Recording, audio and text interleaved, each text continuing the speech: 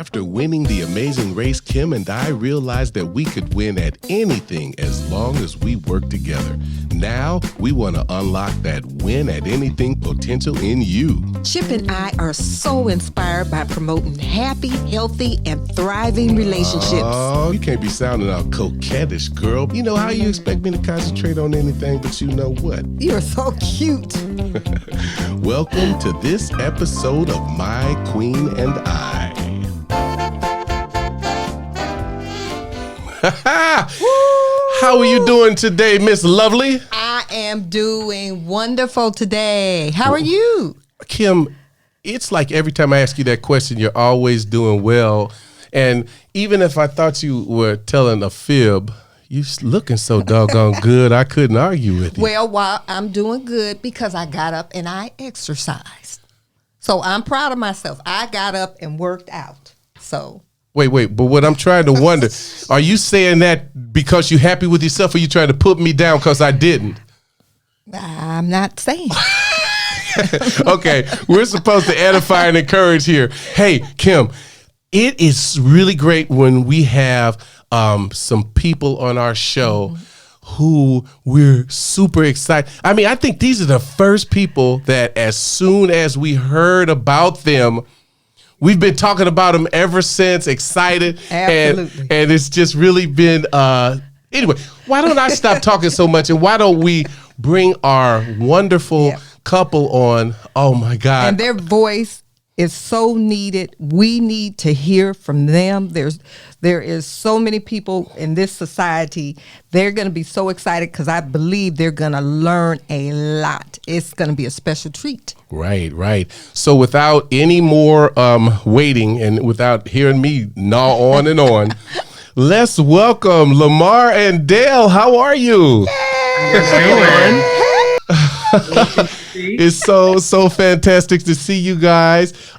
Here's the big question for the day, and we always ask this when it's couples.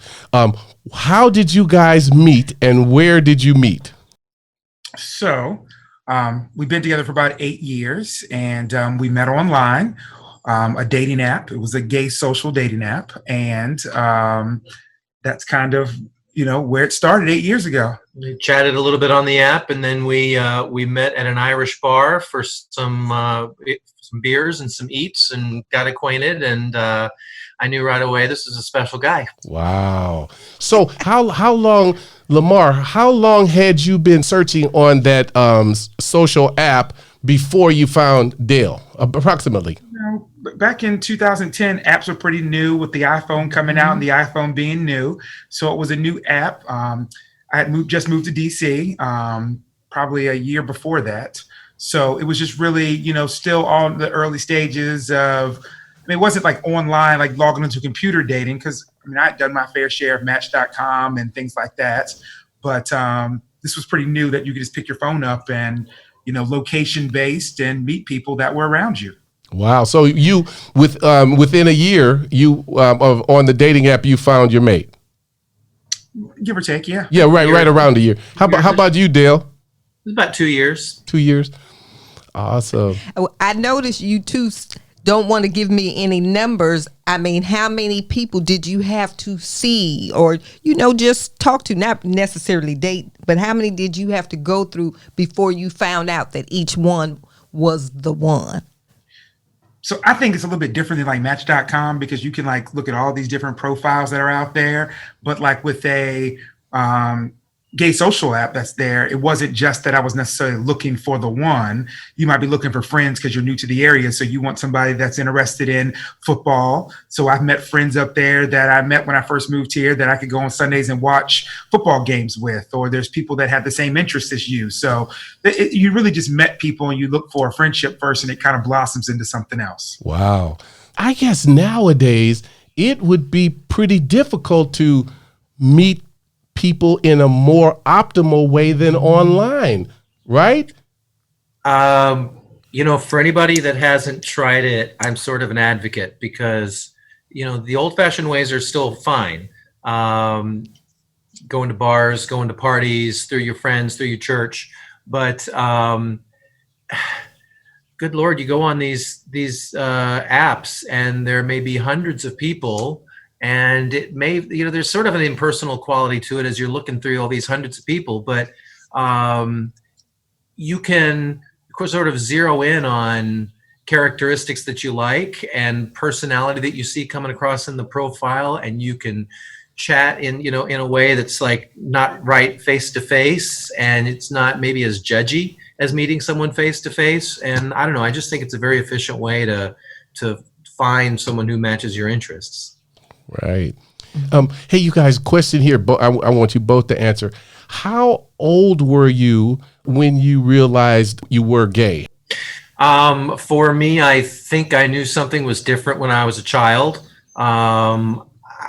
I knew that I liked boys more than I liked girls when I was a kid, and I didn't really know what that meant because, in the era when I grew up, it wasn't even talked about. It wasn't ever in the media.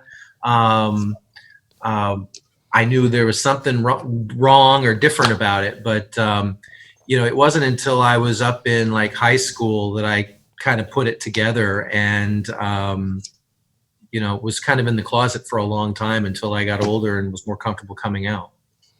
And I think it's the same exact for me. You know that you're a little different when you're a kid, but you don't know what it is. But when you get to high school and college, you're able to comprehend and explain what it is, and you can act on what it is at that time.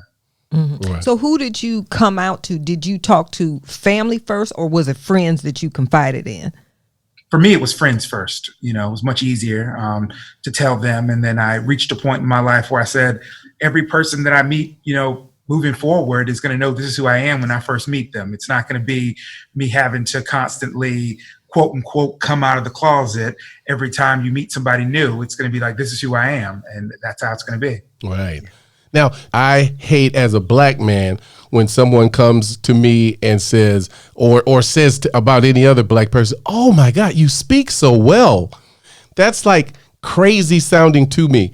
Are there still people who give you looks or say things of that nature to you guys where when you're alone, you say, here you go again? Well, I think there's always stereotypes in every type of subset of people. So there's people that are out there that say, oh, you're not really that gay, or they'll say that. Wow. They have in their mind a stereotype of what they think gay is supposed to be. So I think that's the one thing that they say, like, oh, you're not like the other gays, or things like that. They'll say to you sometimes. Right. Okay, Dale, did you have something? No, I just think most people are a lot more sensitive about it now, and questions about, are you worried about AIDS? Well, of course, but I'm worried about lots of health risks. Yeah. Not everybody who's gay has AIDS. Right. And if you're living with HIV and AIDS, it's not a death sentence anymore. And if you live in a city at all, you probably know people who are HIV positive, and they're living a normal life, and it's just not an issue. So anyway, I think people in general are more sensitive now than they used to be, and don't ask as many rude questions. Mm-hmm. Right. How do you tell young people, basically who are gay and, they haven't come out, how do you encourage them to follow their heart, and, open up about it? I know it seems kind of cliche to say this, but it gets better. As you get older and you realize who you are and what you're coming into, and as you meet people out of the little subsects that you're used to being around all the time, if it's just a small middle school, or it's a small elementary school, moving to a bigger high school, moving from high school into college, and then college into the workforce, you meet new people and you move around, and you're not living in the same hometowns that you grew up in, and you get an opportunity to find people that are more like you, and it gets better. I think that's the best thing I can tell people. Yeah, and I would just say you've got to live your life for yourself. You shouldn't live your life to please someone else, because ultimately you've got to please yourself, and you just got to follow your own heart and be open to that. There will be pain, there will be discomfort. It does get better as you get older and you gain some independence and some confidence in yourself. We're lucky to live in a time and a place where we can be out gay men, be married, hang out with our gay friends at a gay bar, and it's just no big deal. We can walk down the street, like this, and it's just not a big deal. But even in this city and even in this country and in so many places around the world, that's still not possible. And I'll choke up. It breaks my heart that's still going on for millions and millions of people around the world. Wow, you can just feel the compassion, man. That's really great. You guys, what would you want people to know? As you know, My Queen and I is about, we advocate for happy, healthy, and thriving marriages. So what would you want people in general to know about gay couples, or what are the things that they ask, people come up and ask you hey, you guys, I have this burning question. I hope you understand. What are some of those questions that have ever come up, or what would you want people to know about you? I think for me, it really goes down to it's the only thing we are is we're gay. We're two men, but like any relationship, it's going to be, it takes work. It takes time. It takes communication. The same things that any relationship that has to thrive, be it a gay relationship or a heterosexual relationship, or even just a friendship that's there, you have to go through the same exact things. And it's time, communication, listening to one another, give and take, it's everything that goes along. It's everything that goes with that, in any type of relationship for us. Yeah. I don't think it's, in my experience, it's not different from what straight couples deal with. One thing that Lamar and I have grown a lot together on is that I come from a family that's very conflict averse, and we don't talk about difficult or complicated or controversial things. We just sort of change the subject. And Lamar's family is more outspoken. On our minds. Right. And so whatever the style is, just getting used to the fact that when we have a little disagreement or a spat even, or, blood pressure goes up or the tone of voice goes up, it's not the end of the world. It doesn't really change the fundamentals. We have expressed ourselves. We have, tried to learn from each other, and you move on. And it's, but I think that's the case in any couple, isn't it? Right. Absolutely. Well, for us, that's our whole mantra. You never go to bed angry, period. So, we wake up the next morning and we have forgotten about it, Right. so it's amazing. So often things that I think were a difficult, problem between us, a couple days later, I can't even remember what it was about. Right. There you go. What are some of the romantic things that you guys are doing for yourselves? Well, I try to make sure I cook dinner every night, and it's not dinner out of a bag or a TV dinner. I try to actually cook something that's got some substance to it. For me, I like to cook. It's like I cook from the soul. When I put in things into it, I'm cooking with love. So, ooh, I wish you'd come over here and cook for me, Lamar. Shoot. I try to, that's the way I cook. So even when I have people over, we have friends over, I just like to cook. It's the good thing I like to do. And he's good. So I try to cook every night. Dang, Lamar, wait. That is the most, I didn't know you were going to do that. That's the most unfair thing. Hungry as I am, you talking about you can cook it. Kim ain't fed me a biscuit this morning, man. Well, at least she can make a biscuit, probably. That's good.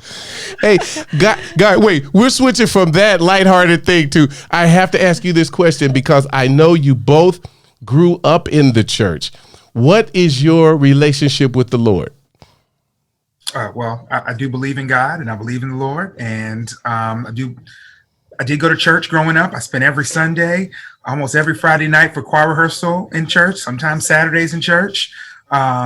We started going to church together here. He'd already been attending a church. So church has been a big part of our life and our relationship, as we move forward.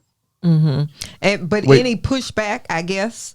Well, one thing that I was very blessed to experience was finding a church when I was in my late 30s that was an open, affirming church, not discriminating against LGBT people, but embracing them as just, additional members of the congregation. That I grew up also in a church-going family, and it meant a lot to me when I was a kid. And then, as often happens, I go to college, and then I move to the big city, and I have a job, and I'm single, and it wasn't a priority for me for many years. And I came to a point where I realized that was something missing in my life. And a friend introduced me to this church called the Metropolitan Community Church of Washington, D.C. It was founded by and created by gay and lesbian people in the late 1960s in Los Angeles. So it's been around for almost 50 years at this point, but I had never heard of it. And the idea that you could just go to church and be yourself, put your arm around someone that you love, it was just a liberating, wonderful thing. If anyone struggles with that, I would recommend a book called What the Bible Really Says About Homosexuality, because there's a lot of myth about what the Bible actually says. Jesus never is recorded as having said a word on the subject. So why we should make people feel like outcasts, I mean, that's just not very Christian to me. So that's my view on it. Thank you for that. Well, I'll say this right now is, if anybody can show me in the Bible or the gist of the Bible where the Lord doesn't love every single person, then they need to shut up. Because, hey, people, no matter what, all of us have sin, all of us have good aspects to us. So, so we definitely love everybody, love you guys. Hey, want to ask you this question. Are you ever apprehensive about going anywhere where you kind of like say, oh my God, well, if we go here, they may be looking at us? Or is where you're situated in Washington, D.C. so accepting you don't even think about it? Don't think about it here in D.C. But, taking Dale with me to the childhood church that I grew up in was, I had a little apprehension about that at first. And been a few times now with Mother's Day and different times where they honor my grandmother at church, or he's been to funerals with me there. So it doesn't really bother me as much as it used to. But I remember the first time taking him home to the church, I was like, well, how this going to be? Well, who going to be looking? Who going to say something? Which sister going to say something out her mouth that's going to be sideways? But I'm going to have to come back and talk about her later. But, everybody's been great, and my sister's all my younger sister is with me always. She's like, you see this on way so-and-so? I said, I saw that, but I wasn't really sure. You keep that too. So, but it's, having your family that's there that really understands what you're going through and has your back regardless of this makes it so much easier that you don't even really think about that kind of stuff anymore. And being here in DC, you don't think about it at all. Dale? If we went to some small town in the South, I might worry about it. There's not only the gay aspect, but there's the interracial aspect to it. And I got to think that some of our experience is a little bit about what interracial couples felt like 50 years ago or 30 years ago, however long ago. Or today. That makes some people uncomfortable. And there may be places where people make looks or comments. But again, you've got to follow your own heart, not what other people say and think about you. Right. I want 3 points from each one of you. Share with us some of the things that help make your relationship stronger. What you guys love each other to do, for each other. Why you love each other so much, and it makes and helps your relationship, grow. Okay. Well, so for me, I can be a little bit hot-headed sometimes. So, he calms me down a little bit. And I think it's just because my family always speaks their mind, and we say what we're going to say, and that's the way it's going to be a lot of those times. But, his family's a little bit more even keeled. So sometimes I don't speak my mind as much. So it, just calms me down. I just take in what's going on a little bit. That's one of the things. Yeah, I think we're a good match for each other temperamentally. We're quite different, but we kind of even each other out. We communicate a lot, and just like he was saying, that's brought me out of my shell a little bit to be able to communicate more and communicate about uncomfortable subjects that, in my family, we might just sweep under the rug, but, or ignore, never talk about, but we talk about it. And that's really important. I think we both make an effort to put in the work of just having a home together and having a life together and being there for each other when we need each other. He mentioned he's a great cook, and I tend to do the house cleaning, so that's a good mesh. Wow. Those are just important day-to-day things. And a lot of, like, for me, a lot of the things that my friends that are my age that are going through, we don't always necessarily go through the same things, because not only we are a gay couple and we're an interracial couple, we're an intergenerational couple, because there is like a 20-year difference between the two of us.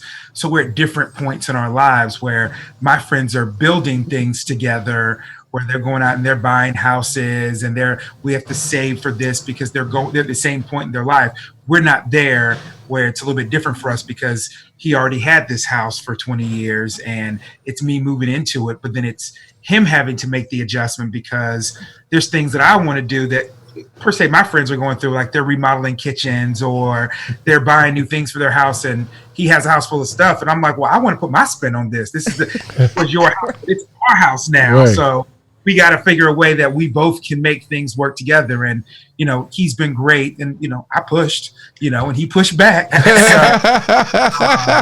we got to that common chord of, figuring out how we mesh the life together and build things together, and can get to those points of our lives. So, right.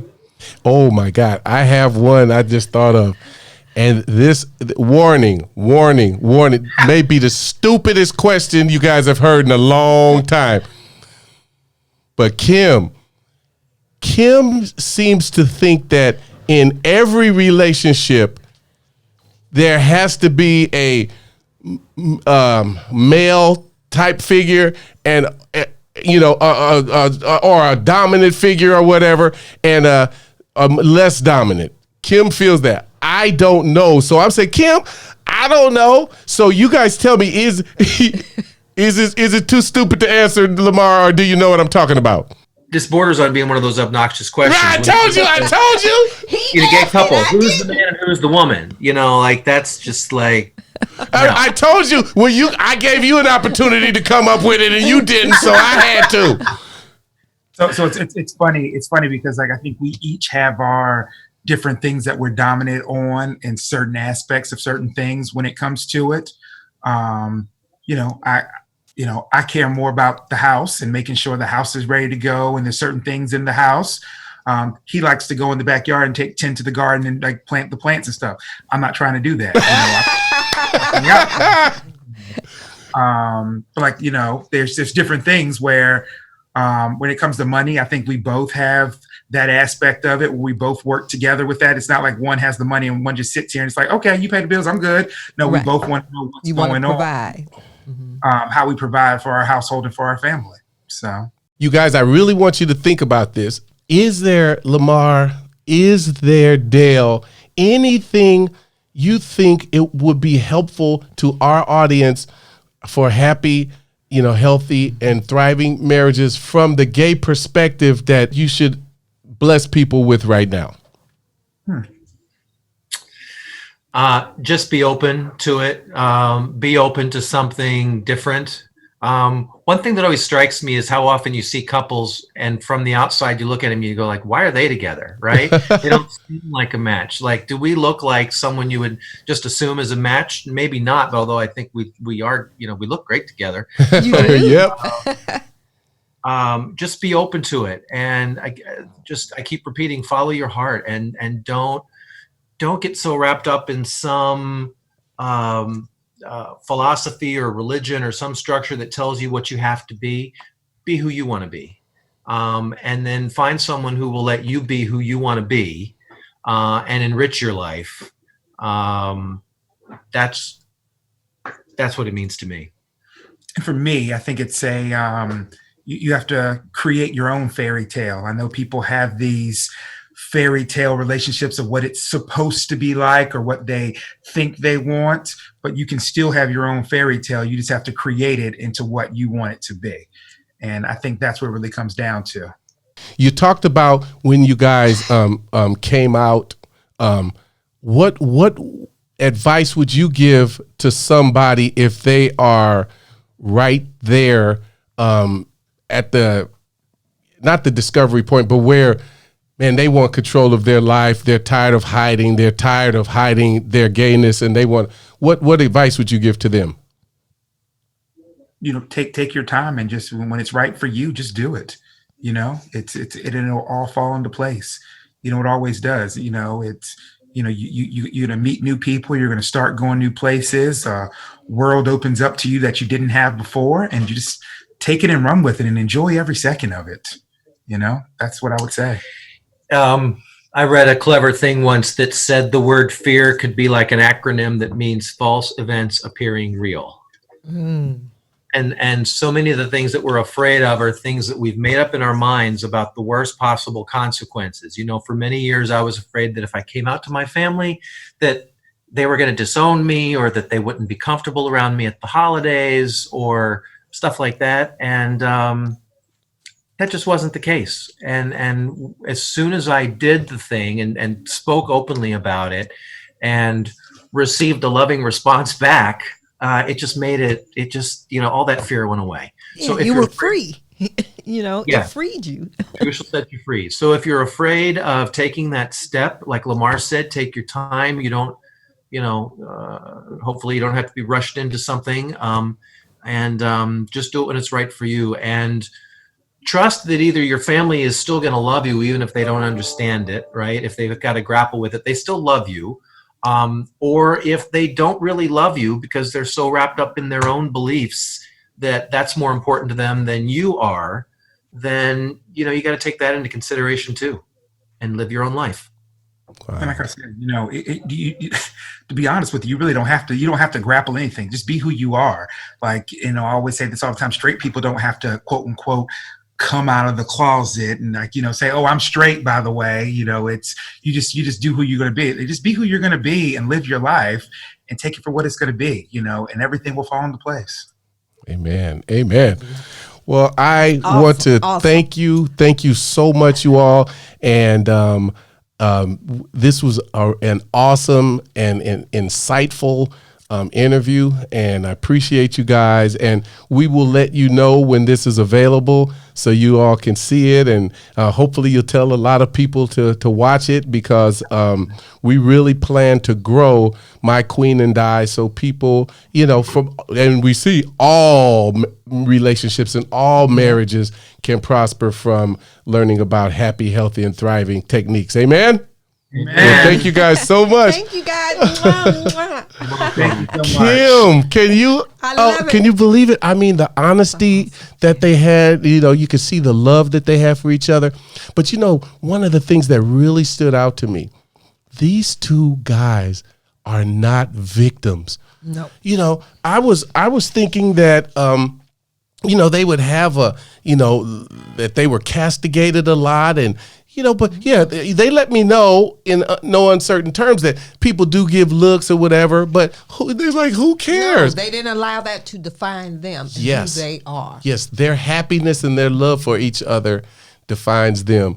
So I am so happy that they were so open and so available to enlighten people on how their relationship is wonderful, right? There you go. Well, it comes the time now, my dear, where I have to look into your beautiful eyes and tell you, thank you for being in my life.